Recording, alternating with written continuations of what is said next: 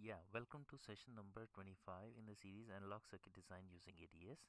My name is Anurag Nigam, and in this session I'm going to look at the phase noise characteristics of a VCO. So I'm going to look at what is a phase noise, right? So phase noise characteristics of a VCO. So I'm going to look at what is a phase noise. Okay, so the simplest way to explain is, let's say we have a clock, right? And let's say this is a bipolar clock, right? So just 1 second. Let's say that this is a bipolar clock here, and this clock I'm supposed to have a certain time period, right? So basically this is my clock time period, right? Now if I look from cycle to cycle, there are going to be, per cycle there are going to be two crossovers, right? Okay, so per cycle there are going to be two crossovers. Now if these crossovers, right, if these crossovers from cycle to cycle they differ by a certain number, right? So they keep on changing, right? So the issue is that that let's say the frequency is f naught, and then the time period is 1 over f naught, but this time period has a certain delta t on top of it.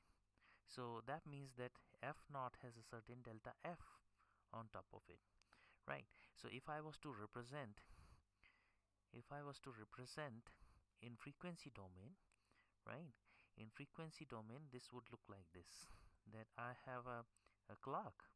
Now of course this is a square, so there would be third harmonic, there will be all odd harmonics plus fundamental, right?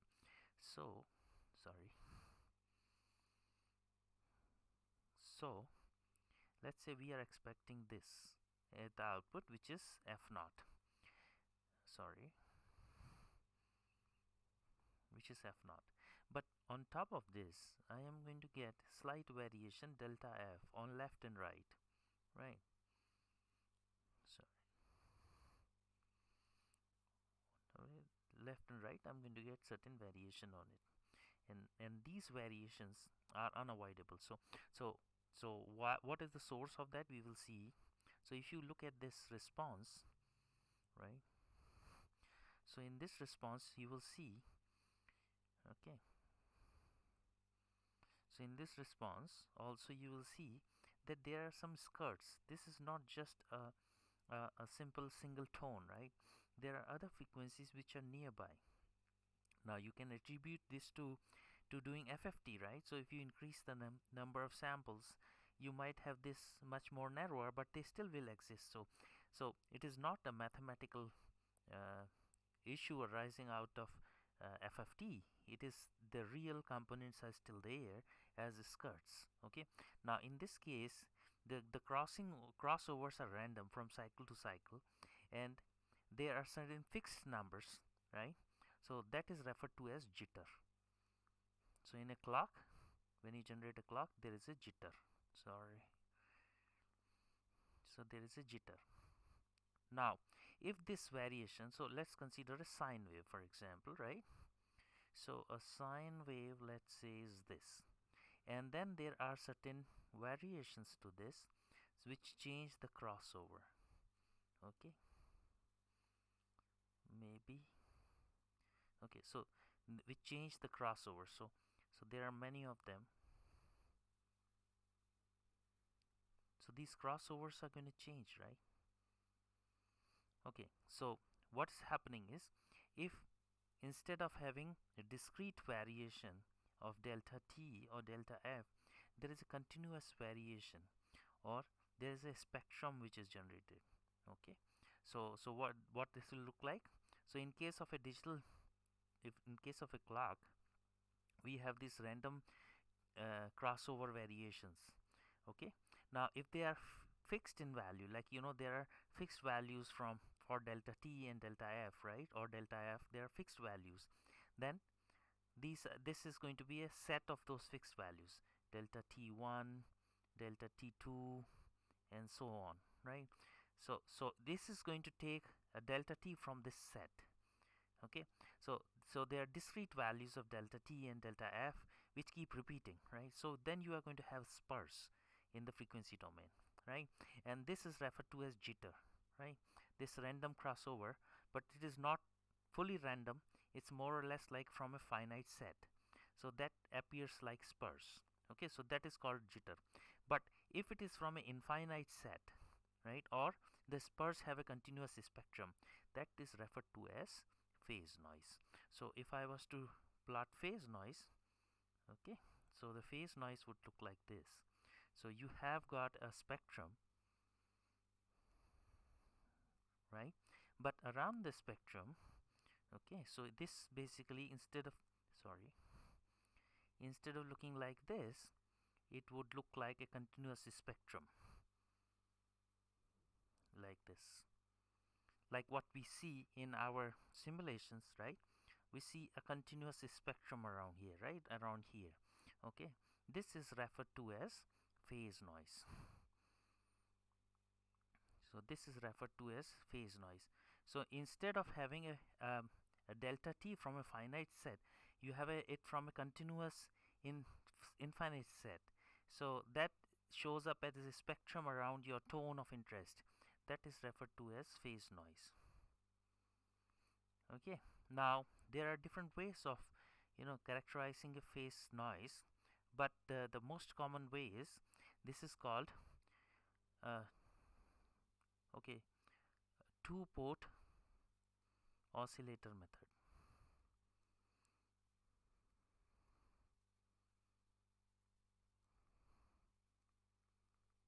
Two-port oscillator method. And what is in a two-port oscillator method? What it is going to do is, when you have a free running VCO, it's going to observe those zero crossings and then figure out which is the most probable time period. That is the center, that is the frequency of interest. And then it will figure out what is the distribution of other frequency components around that, right? So if I was to blow this up, like for example, if I take this and if I blow this up, right, so I'm going to blow this up. So this is my my desired frequency, right? Just 1 second.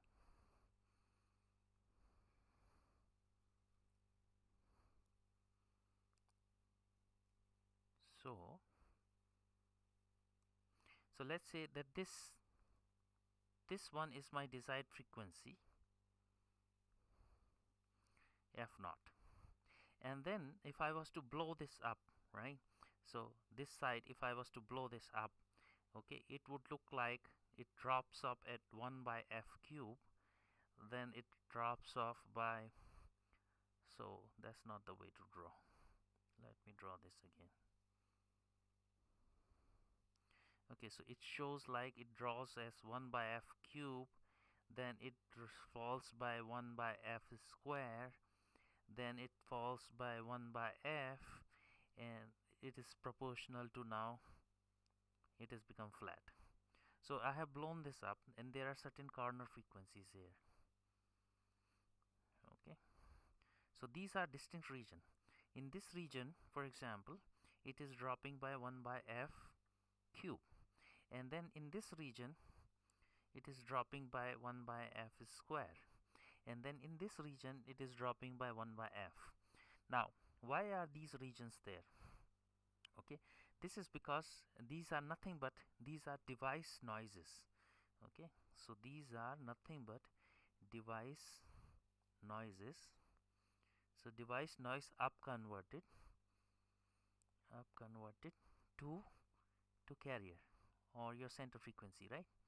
So that's what it is. So if I am looking at 1 by f cube, basically in the terms of device I'm looking at 1 by f or flicker noise, right? Okay, then I am looking at, so if I am looking at 1 by f square, I'm looking at more like short noise and thermal noise, right?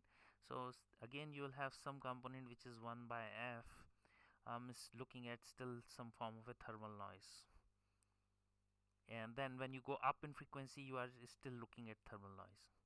Okay, so now the question is, what you're supposed to know is, if you want to have some control over the phase noise, you should have some control over the noise of the devices. So I'm going to talk about the noise in various forms of noise in devices.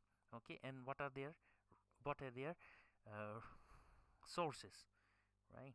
So let's go and talk about that, and then we'll come back to the phase noise. Okay, so the first noise I'm going to talk about is called the short noise. Okay, so I'm going to talk about short noise. Now this usually occurs in case of a, so this will occur in case of a PN junction, and this PN junction is forward biased. PN junction is forward biased. Okay, it's because this noise is certain percentage of the current. Okay, so when I look at the reverse bias diode, the currents is just IS, right? So for reverse bias this noise is very less. So okay, for reverse bias this noise is less. This noise is less, right? So the reason it is less because IS, which basically IS is how much? For a diode it is QADN, QANI square, sorry, let me put here. So for QANI square, dN over NALN plus dP over NDLP times of e raised to VD by VT minus 1. That's your current, right? So this is the IS. So this is the reverse leakage IS. So if you want to look at the characteristics of a diode, right? So what do you have? Under reverse bias you have a certain current, and then there is a breakdown, and then forward bias you have something like this. So this reverse leakage current is IS. So IS is this number, right? This is very small. So in the reverse bias you don't see a lot of short noise, but in the forward bias the ID is large, and which is basically because of this factor the noise is large. And what that is actually, if you have a epitaxial junction between P and N, the number of carriers flowing, they take different paths. So some of them take a longer path, some of them take a shorter path. So when they arrive, the whole current here would be basically in terms of bunches. So this current ID is not smooth. It's not as so if I look over various areas of junction, right? So this is across different points in the area of junction, then this is not going to be flat. So everywhere there is no constant current. There are some places where the current is going to be more or less because of the different paths, and when they sum up they will cause a minor noise around this. This kind of noise is known as the short noise, and this is because of the quantum nature of the charge, right? Because of the different paths taken by the charge when they flow across the junction. Now this short noise has a characteristics which is kind of flat, but then after a certain corner frequency it drops off, right? So this no longer is flat, it is going to drop off. Okay, so if I was to plot this versus frequency for a short noise, okay, so this is going to have a certain corner frequency which is basically the mean time period, right? So so if there is a transition time, so the smallest transition time is tau, so then this would be 1 over tau as the corner frequency, right? And before that it's going to be flat. So what I'm looking at is I square del f, or I'm looking at the noise power per unit bandwidth or per unit frequency. Okay, so that basically shows a corner frequency, and this is that value. Okay, so now so this noise, short noise, is there whenever there is a PN junction. So you look at a MOSFET, right? Where do you have a PN junction? You have a drain bulk junction, that's a PN junction, but that junction is going to be reverse biased, isn't it? Most of the stuff is reverse biased, so the leakage currents are anyways going to be small, so the short noise is going to be small. But if you are going to look at BJT, right, base emitter junction is forward biased, that's going to have maximum maximum short noise versus the the base collector junction, which is reverse bias, right? So most of the short noise in a bipolar is coming from base emitter junction, right? So that's what that is. Now the other form of noise, so now this is proportional to current, okay? So I square by delta f, I square by delta f is proportional to current, right? So if you lower the PN junction current, the short noise is going to go down. Now the next is the thermal noise. Okay, so the source of the thermal noise is the Brownian moment, or what you call the random moment uh, of your mm, basically of your atoms, right? So the atoms are in a solid are basically having certain kinetic energy, and they are basically oscillating from their position, okay, with a certain frequency, right? So that noise, okay, that generates a noise in the current, right? And that is basically dependent on the equivalent resistance, right? Okay, so now that will be referred to as a thermal noise, and this is also known as a white noise because it has no frequency dependence. It is flat across the frequency. So so if the so you can see that the short noise dies down after a certain corner of 1 by tau, right? So at high frequencies, if you are designing something, you are not going to see short noise, but you are going to see a thermal noise, right? So that thermal noise, okay, is because of your what you call equivalent resistance of the system, or the characteristic resistance of the system, and then it is proportional to temperature. It's not frequency dependent, but it also has, you see it per unit bandwidth, right? So you can represent this. So this noise is going to be flat, sorry, so this noise is going to be flat. So this is going to be I square by delta f, or you can also represent this as V square by delta f. Okay, both are the same thing. So I can represent V square by delta f as 4 kb, Boltzmann constant, T, the temperature in Kelvin, and R is the equivalent resistance or the characteristic resistance. So that is the relationship. Okay, so if you was to look at noise in terms of voltage, it will be root of 4 kBT. R is the characteristic impedance, delta f. Okay, same thing can be represented in terms of current, right? That current would be 4 kBT, right? And this will be 1 over R or G, and then that is delta f, right? So that is another representation, or I can say I is equal to square root of 4 kBT 1 over R into delta f. Okay, so this is either I can represent this as a voltage source, with a series resistance R, or I can represent it as a current source. Right, so this is a current source with the shunt resistance R, or G 1 over R. So I can be represented as a voltage source or a current source, but it's a thermal noise, right? It's independent of frequency, but it it is independent of frequency, but it depends on the temperature and the characteristic impedance you are working with, and it's flat across frequency, so it is also known as white noise. So besides thermal noise, there is something called flicker noise. So the source of the thermal noise is Brownian moment. The source of the short noise is the random path taken by the charge or the carrier, right? So that causes the current to arrive in bunches of these charges, which causes random variation in that average current. So that's that. Now I'm looking at flicker noise. Okay, Now this flicker noise usually happens when there are two dissimilar material systems. Okay, and what are the examples of two dissimilar material systems? So for example, you have gate oxide, right?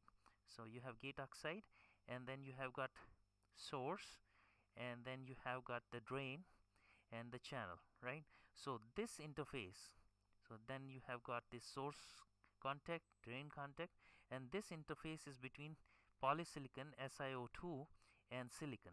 So this is the interface between two dissimilar materials, and this causes certain sites which are basically the trap sites or dislocation sites, right?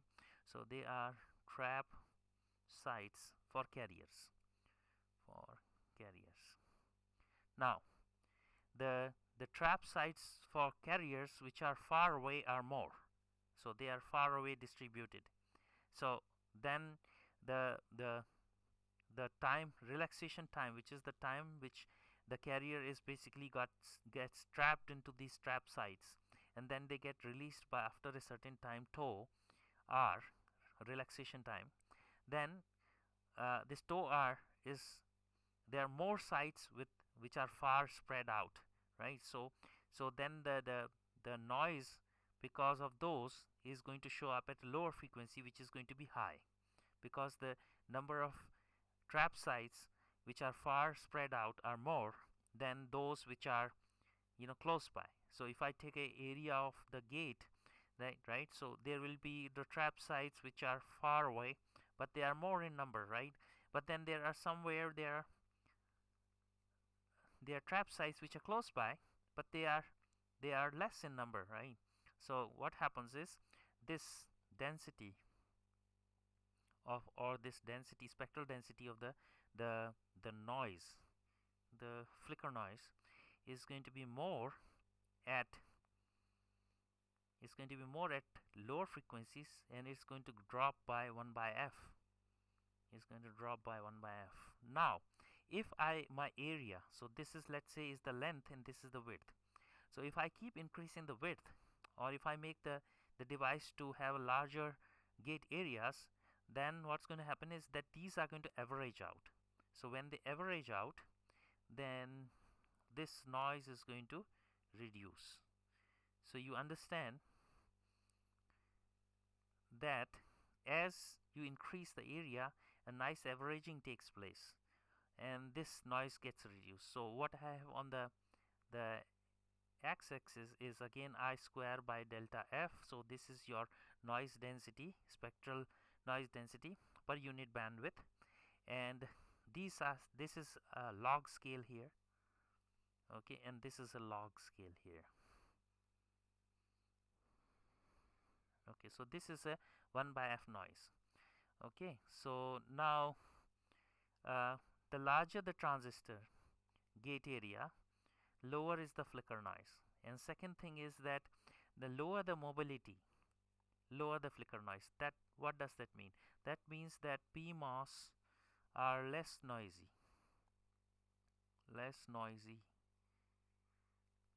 than NMOS. That's what that means. PMOSs are less noisy than NMOSs, right? So that's why when you design a VCO, you have seen that my NMOS devices are bare minimum. Their sizes are small, while PMOS devices which were generating the negative resistance are large. So if you go to the VCO core, you will see that these devices are 20 into 2.5, that is going to be 50 micron width, while these are 6 into 2.5, that's 15 micron. So this is 50 micron, this is 15 micron. So you see that NMOS devices are much smaller than the PMOS devices. So most of the negative resistance is coming from the PMOS devices, not the NMOS devices, right? So that's how the phase noise can be minimized by keeping the PMOS devices to be large and NMOS devices to be small, right? So you understood why NMOS devices are small here. This is because the flicker noise for NMOS devices is high. That's why I keep them as small as possible. Okay, so now going back to here, we have talked about 1 by f noise. Now there is another noise which is because of heavy scattering from the heavy metal ions. So that is called the burst noise. Usually if you use metals like gold and all that to improve conductivity of let's say a poly contact, right, then any ion implant is going to result in this burst noise. But then it happens at very low frequency, sorry. So for example, if I was to say a burst noise, right, and if I was to plot mean of, so I square, sorry, I square by delta f, then this is also going to hit a corner frequency and decline. So this corner frequency is within the audio range. So this is in audio range. So you will listen to this when you are listening to some audio recording or something. You will see that hissing noise, right? So that's basically a burst noise, right? And you can write this as I square by delta f is equal to some proportionality constant k divided by I divided by 1 plus f over fc square. Okay, so it's again a function of id. So you would see that this is a function of id, current. Flicker noise is the function of area, uh, right? And thermal noise is a function of temperature. Short noise is a function of current again, right? So if your current densities are low, you are going to have a smaller short noise, and if your temperatures are low, you are going to have smaller thermal noise. And if your transistor areas are large, gate areas, then your flicker noise is going to be small. So these are the four noises in the devices, and when they upconvert, they result in, so it can be modeled using what is called Leeson's model. Okay, so I will put here the equation for the Leeson's model, right? So what is that Leeson's model?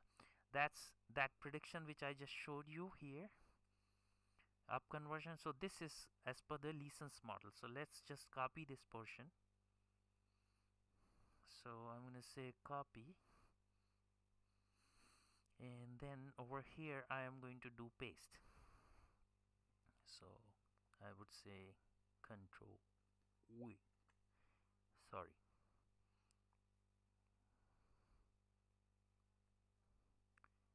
control V. Huh, where did it go?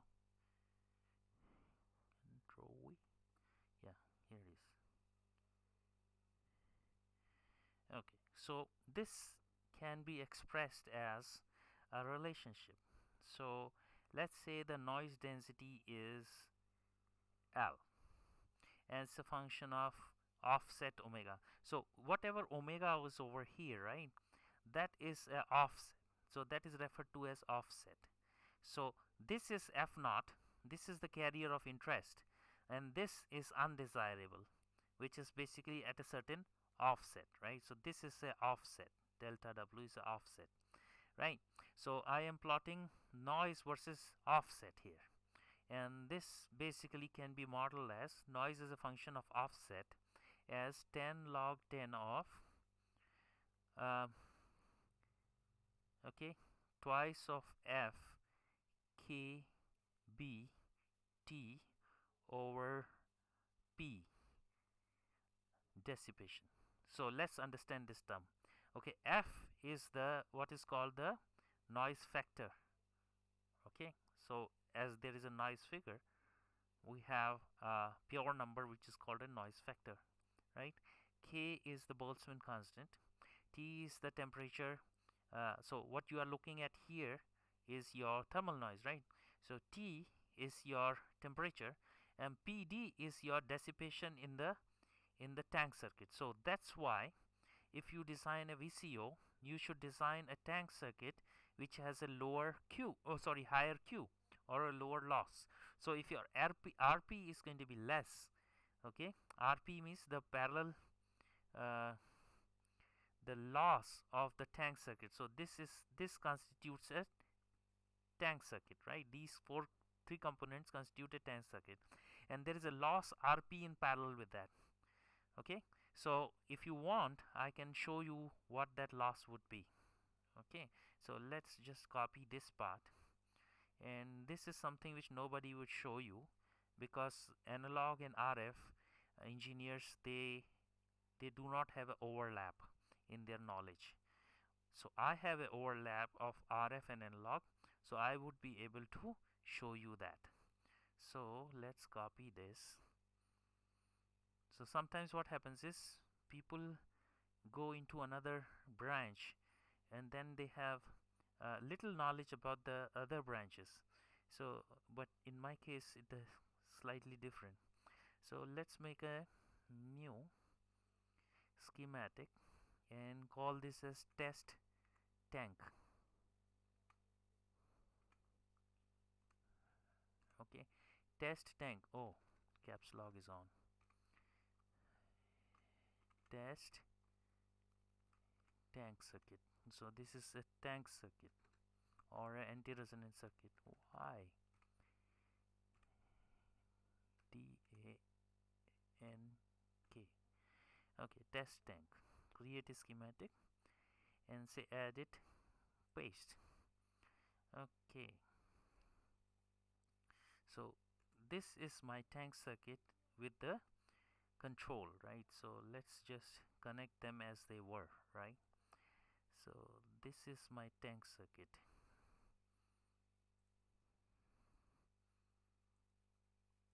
Okay, so this is my circuit of interest, and I'm going to do some diagnostic on this, right? So what I'm going to do is I'm going to take a choke, an ideal choke. So this is an ideal choke, right? So I'm going to just rotate this and place it on two sides. So through this I'm going to feed in some DC. So if you know that these voltages are around 0.6 volts, right, in an annotation. So if you go here, and say annotate DC voltage. So you see it's 0.6 volts on the two sides, right? So that's the situation I'm trying to create here.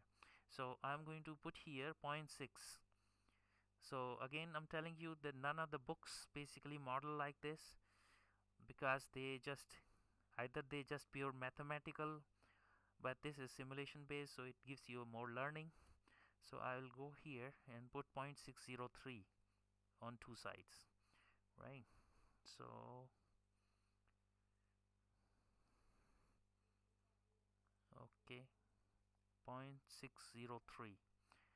Okay, so I'll put here 0.603, 0.603. And by the way, this model which I'm generating here, it can be used for optimizing your phase noise.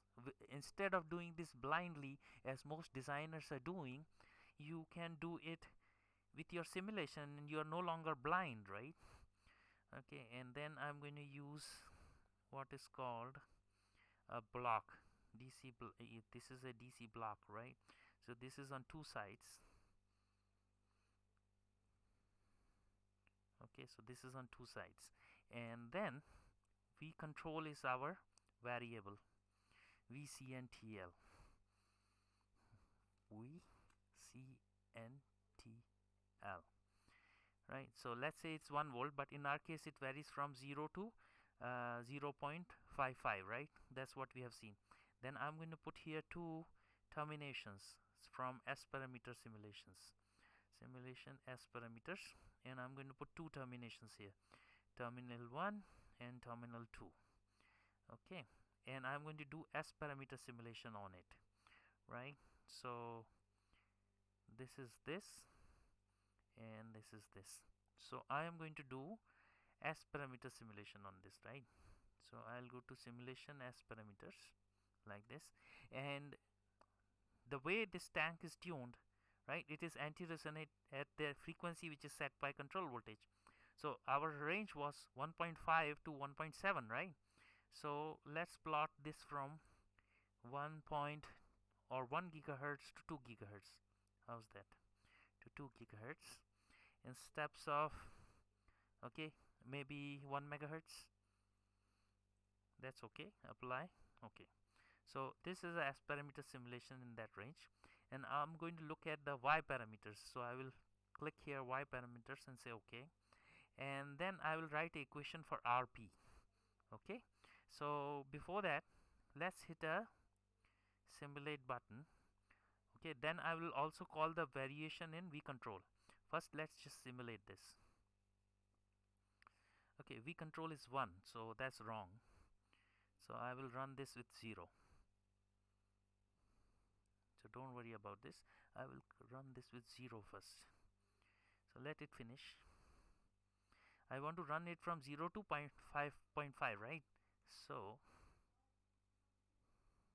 I'm going to run this again. Okay, so now I am going to display. Okay, so I'm going to write here equation. Okay, R equivalent is going to be equal to real of 1 divided by minus y12 minus y, so that y parameter is available, right? So over here if you see y12, right?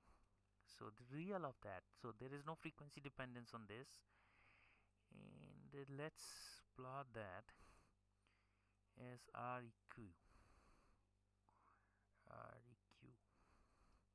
Okay, so it has gone way out. Okay, so of course there will be capacitive loading of the two of this. So let's simulate for a higher frequency, let's say 3 gigahertz.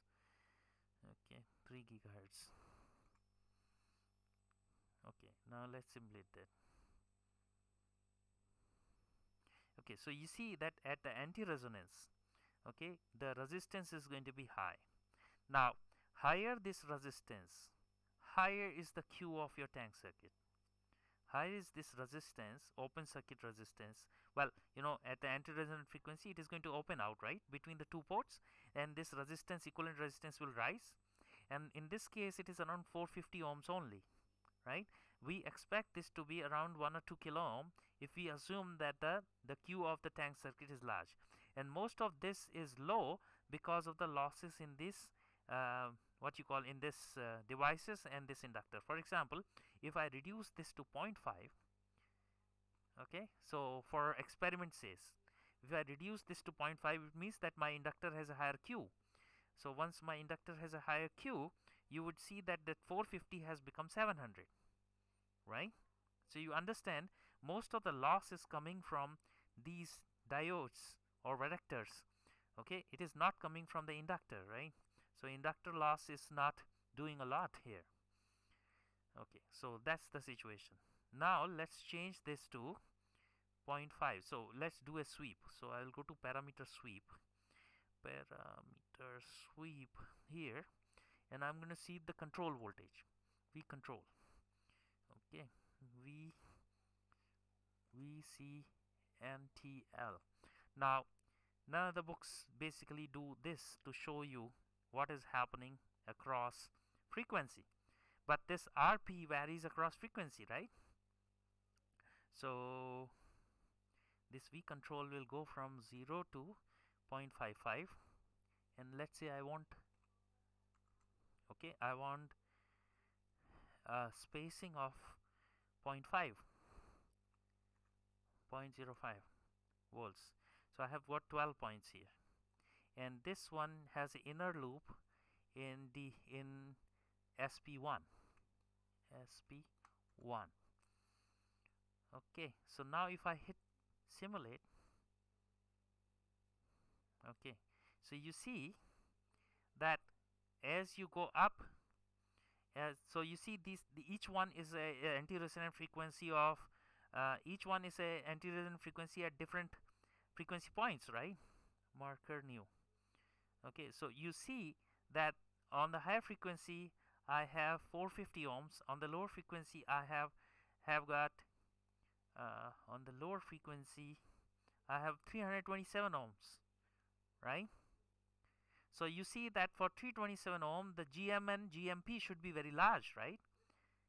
Okay, so GMN GMP is going to be very large for this 327, right? So to make it oscillate at lower frequency, you are going to have a larger devices, cross couple devices, right?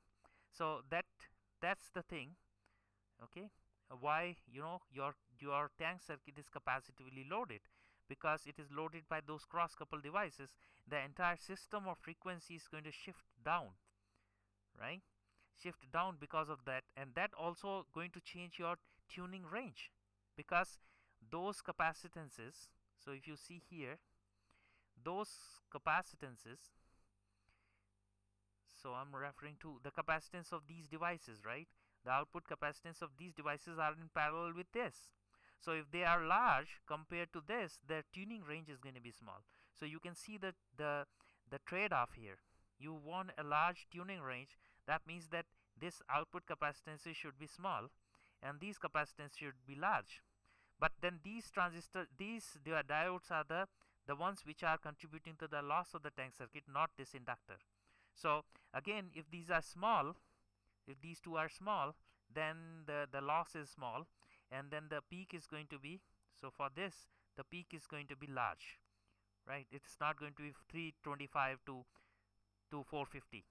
It is going to be like 1k to like 1.5k. So in that case, the loaded Q, or the Q of the tank circuit, is high, right? Right now the Q is low. So now there is a power dissipation here in the tank circuit. So in Leeson's model, that power dissipation is PD. That's what I refer to as power dissipation here. So let's look at the Leeson's model, the other factors in it. Okay, so I hope I am making sense to you. I hope I am making sense to you. Just soak in what I just told you, and you'll be good. Okay, so now that PD is the dissipation of the tank circuit. If PD is large,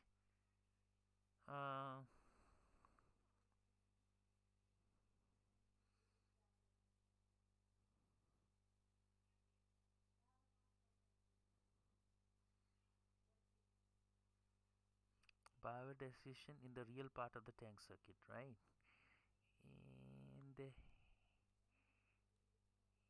And that's the phase noise at a particular offset, right?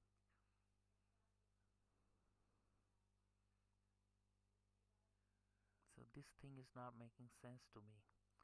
By lowering, just 1 second. Okay, so now this PD is not the dissipation. So I was a little mistaken here. Let me correct it. This is going to be the carrier, the power of the carrier. So let's say this is P carrier. Okay, so now this is P carrier. Okay, so now this component basically means that this is a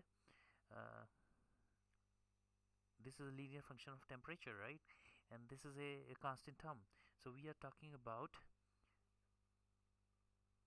this factor. So this factor is twice of K B F T by P carrier. Okay, so now what that P carrier is, if you take this P carrier up, then this will also go up. The entire thing is going to move up, right? So this entire thing is going to move up as you take P carrier up. So that is the noise, that is the basically power of the carrier. So in this factor, this P carrier is the power of the carrier, right? So it is not the loss in the tank circuit. So but what I was explaining here is the loss in the tank circuit, or RP, okay, and how it plays out in deciding GM, right? So if you have this RP, then minus 1 over GMN plus GMP should be equal to RP, right? So if RP is small, then GMN and GMNP would be large. So we will start with designing for the worst case scenario, which is over here, right? So basically this is at 327 ohms, right? So this is 327 ohms. So you basically design for that, right? So that it oscillates at lower frequency. Now why this resistance is going down is because if you remember, the as you go up, in this voltage, right, then the net voltage, so if this is like 0.603 and this is also 0.603, then the net voltage across this diode is 0. That means that the diode is being forward biased. So as the diode becomes more and more forward biased, it starts having a forward bias current and its Q is going to decline, right? So is that decline of the Q is shown up here as you have V control to be, so if you have V control to be high. So right now at this point you have 0.1 volt across the diodes, 0.1 volt across the diode, right? So that means that the diode is starting to turn on. So when the diode starts to turn on, its Q is going to decline or it's going to become lossy, and your GMN and GMP have to be large to support oscillations at this low end of the frequency. So you understand that what this is. This is the equivalent resistance across the tank circuit for different control voltages, right? So that is the loss. Now here we are talking about Leeson's model. In Leeson's model we have a constant term here, which is going to be the thermal term, and this is basically your thermal term only, right? And if you take the P carrier or the power of the carrier to be high, so what I'm plotting here is L delta W. So if you take P carrier to be large, the entire system is going to move up, or this fixed number is going to move up, right? And then this is going to be multiplied by 1 plus, right? So let's write down the other components in the Leeson's model. Okay, so the other component is going to be F naught is the frequency of oscillation. So F naught is basically, so let's write down omega naught is equal to 2 pi F naught. Okay, so that's there. So it will be omega naught divided by twice of QL. So now this is the Q here. QL delta Q square.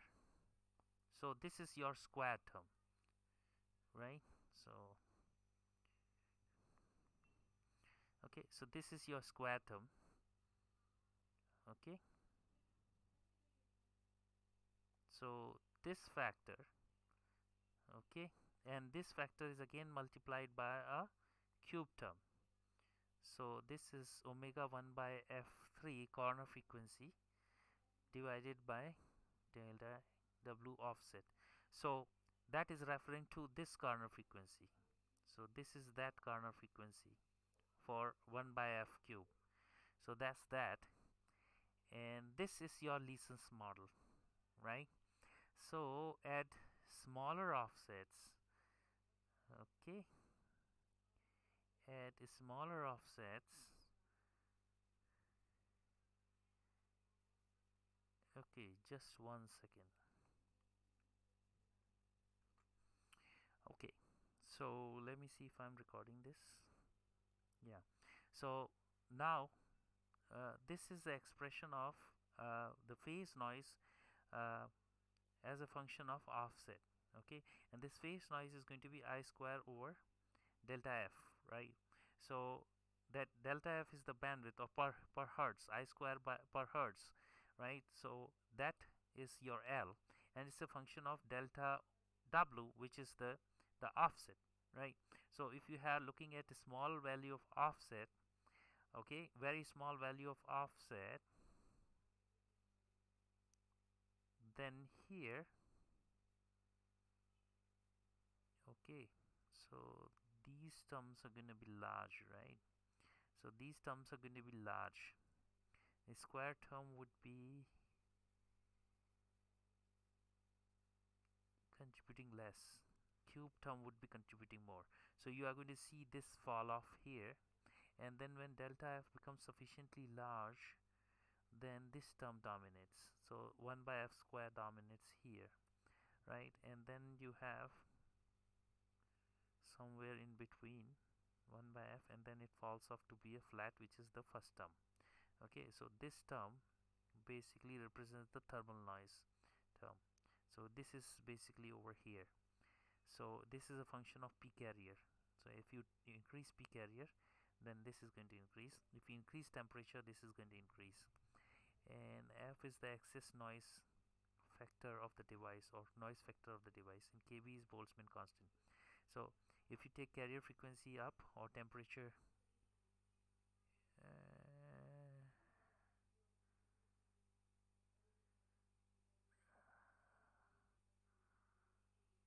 if P carrier goes up, this goes down, right? So this is a relative representation.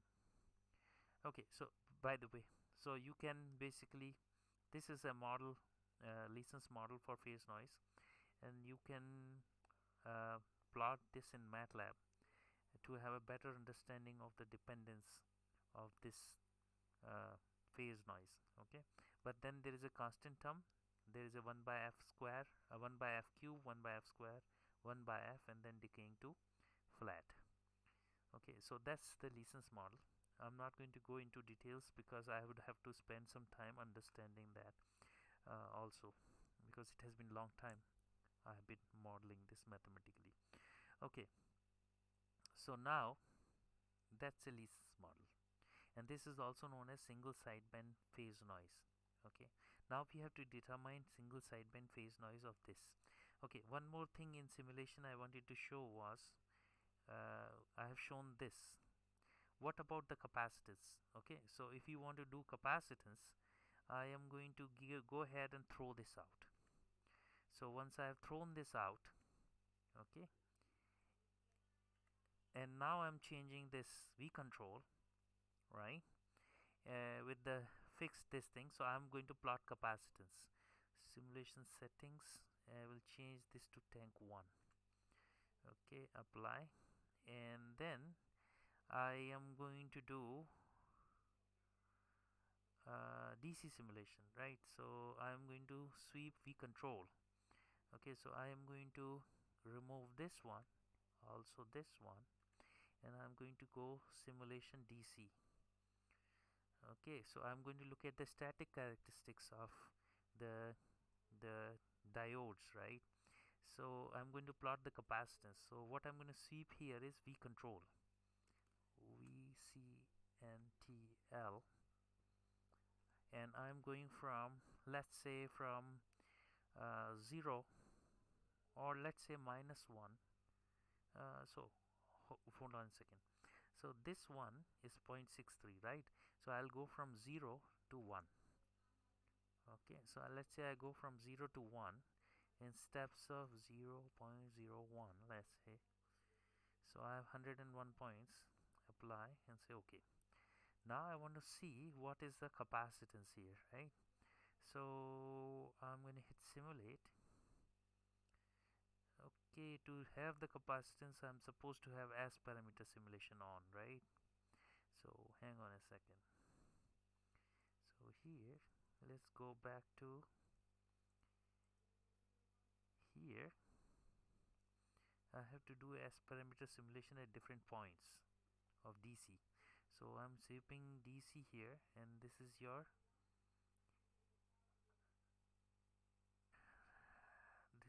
S parameters, right? So I have to do capacitance. No.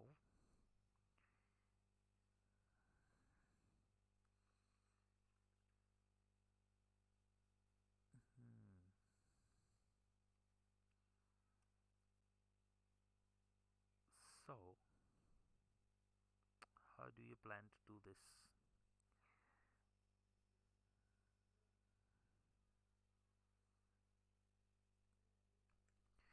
Okay, so let me explain this.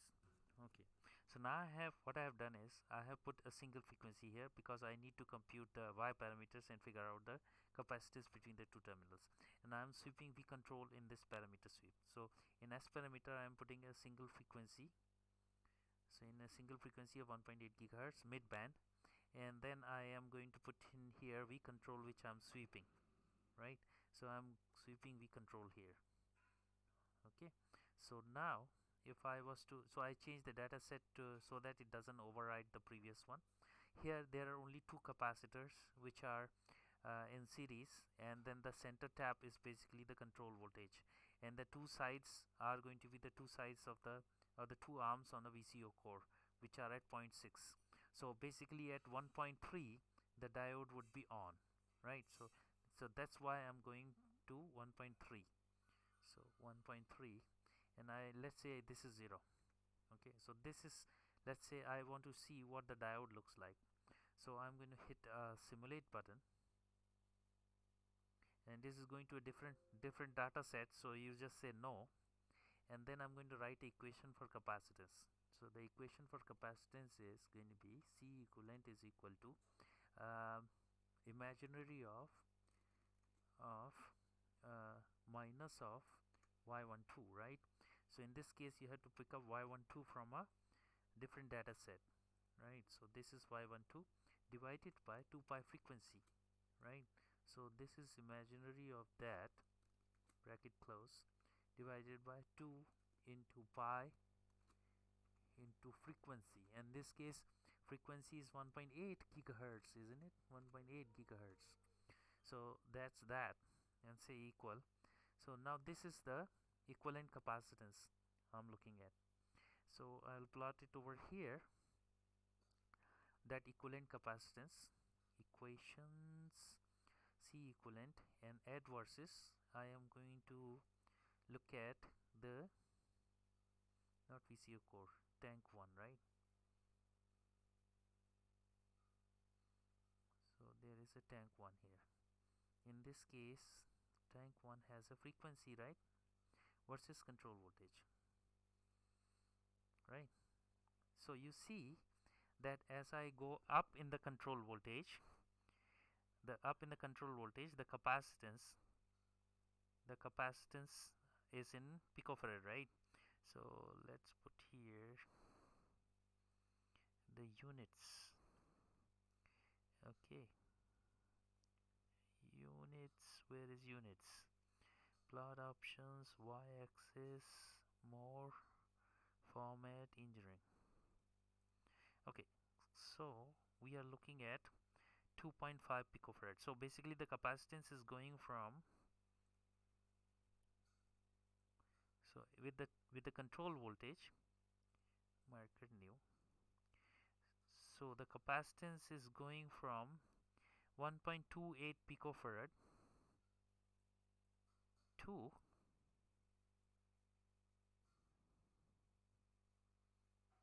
this is way up. Actually we operated only up to 0.55 here, so we only operated up to here. So our capacitance went from 1.28 picofarad to 1.78 picofarad. But this is the entire plot of how the capacitance is going to change with the control voltage, right, till the diode turns on. Once the diode turns on, this capacitance is going to decline.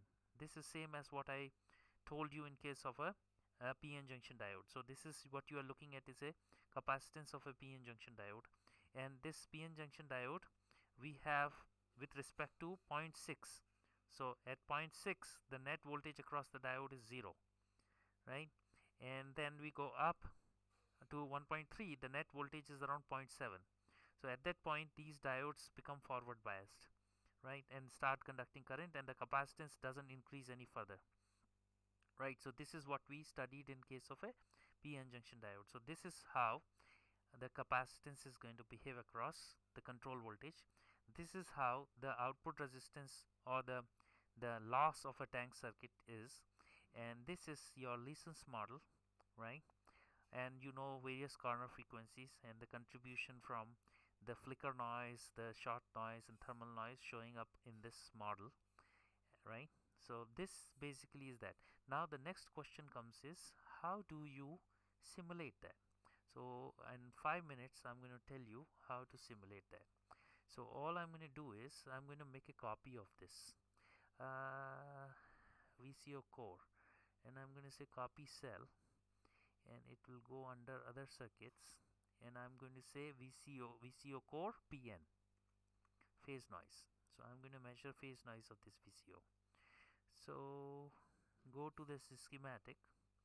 Okay, so I fix the control voltage. So let's say my control voltage is somewhere in between as 0.3, right? So at 0.3 control voltage I want to see, so I'm not sweeping it anymore, right?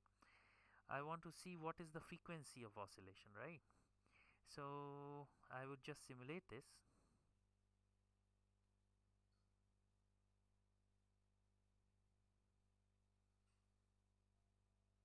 right?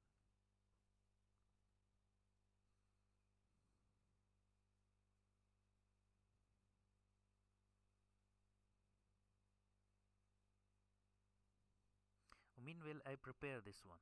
Okay, so I move this in a little, move this in a little, remove these. Okay, so this I have removed. So uh, this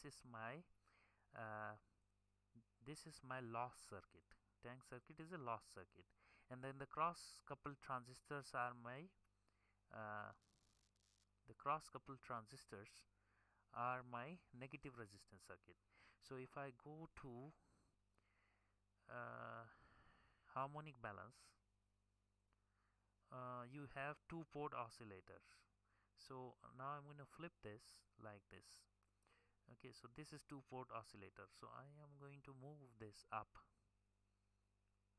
So F5. Okay, so this is a two port oscillator, and this one also I'm going to move up. Just 1 second. Okay, so I have this two port oscillator. So of course the simulation is done. I am going to look at VOP minus VOM minus VOM, and I'm going to do FS of that or FFT of that, right? So that is FS, and say okay. Okay, so I can zoom into this portion, which is going to be this one. Okay, so this is my frequency of oscillation. I'll put a marker on this, and I will try to get the maximum number of digits so that I'm very close. So this is oscillating at 1.648 gigahertz. 1.648 gigahertz. Okay, so this is, we have to keep in mind, at 0.3 it's oscillating at 1.648. So now I have put this two port oscillator over here, and this is going to go from, so this is going to go from the negative,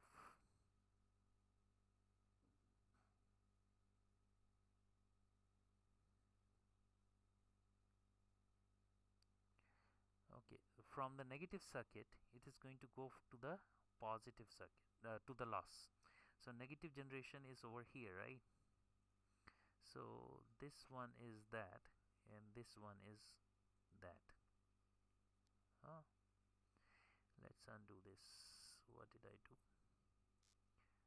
Okay, that's correct, nah? So let's move this point below so that we have more space here.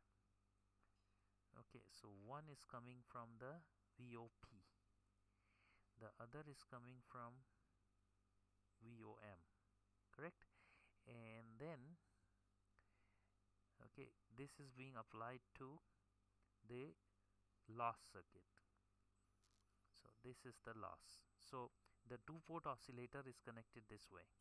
It is connected from the the the negative resistance generation circuit to the loss circuit, right? So this is how you are going to do the connection of a two port to oscillator port. Okay, once you have done that, I'm going to remove this one, and I'm going to put here harmonic balance.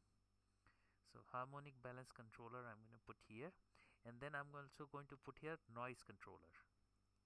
Okay, so in this noise controller I am going to specify the offset. So I'm going to go from 10 kilohertz to something like 10 megahertz, right? Or maybe 100 megahertz, right? And then I'm going to do this as a log scale. So this offset, I'm going to put 80 points per decade, right? So this is my that. Next is I have got nodes. So these nodes are going to be VOP and VOM. So let's put here nodes. So let me just cancel this for now. Let's put here the name node. So this is going to be VOP and this is going to be VOM, right? Fine. So I'll go back to the controller and I'll say positive node is VOP, negative node is VOM, right? And say add. So this is done. Then I'm going to control this and put it noisy port analysis. Phase noise, I'm going to do a phase noise spectrum and the approximate frequency, right? It is 1 point. So if you look at the simulation, it was at 1.648 gigahertz. So it will be 1.648 gigahertz, right? So that's there. Then display, nothing else. I think we are all set with the noise controller. Okay, next is harmonic balance. So in this harmonic balance I have the frequency. Okay, this would be 1.648 if I am correct. Okay, so it will be 1.648 gigahertz, right? And then sweep, I'm not sweeping anything. Initial gas oscillator enable, 2-port oscillator, so use oscillator port here. Noise, calculate noise from NC1, right? A small signal, I don't have to do anything. And parameters, solver output, display, oversample. So I'll just click oversample and that oversample is specified as 8. So that's the oversampling. So if everything is well, this should be able to give me the phase noise, isn't it? So if I hit simulate, okay, so this one I can delete and I can plot here the phase noise. So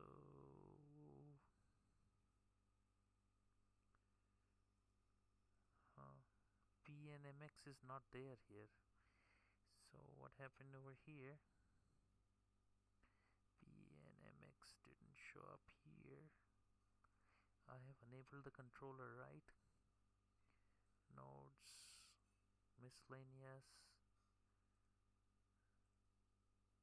noise contributors, noise frequency,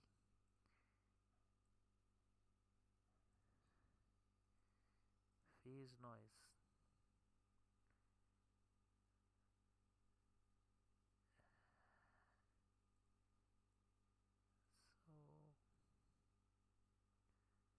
So just one second. Okay, so just make sure that you have all this correct. This is harmonic balance controller. You have put the frequency which you anticipate over here. Frequency to sweep is nothing, initial gap is nothing. Oscillator port method, use oscillator port, that's you have to put in there. And then noise contribution, you put here the noise controller, so you have to select this and say add. Once that is done, you go here to the display and look at oversample and let that oversample be 8. Then in the noise controller you specify the offsets which you are at which you want to compute the phase noise. Then you specify the nodes. Then you specify that you want to calculate noise using noisy ports. You put in the anticipated frequency as 1.648 as we have found out from transient simulation. You make sure that you have a phase noise spectrum which you are going to plot and just say okay. So once you hit simulate, let me see if I'm recording. Yes, once you hit simulate,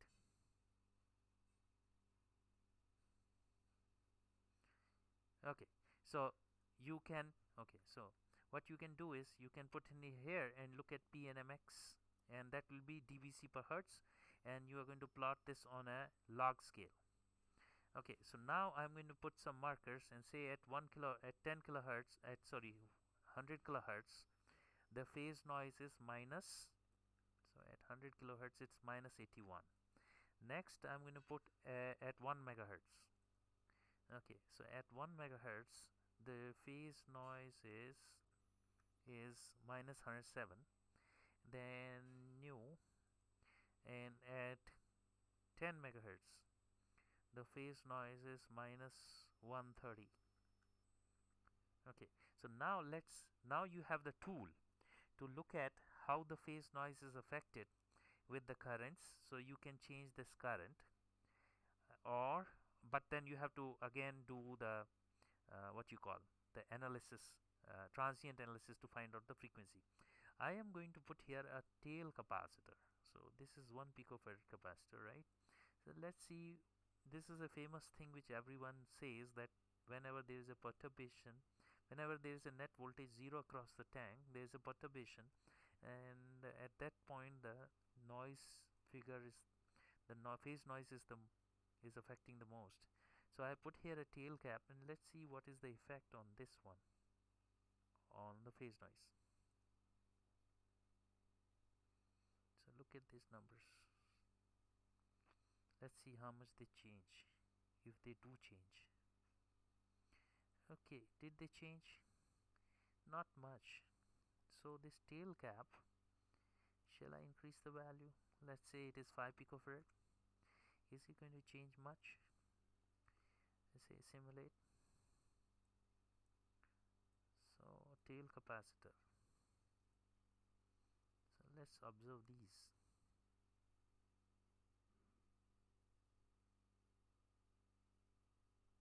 Oh, it became worse.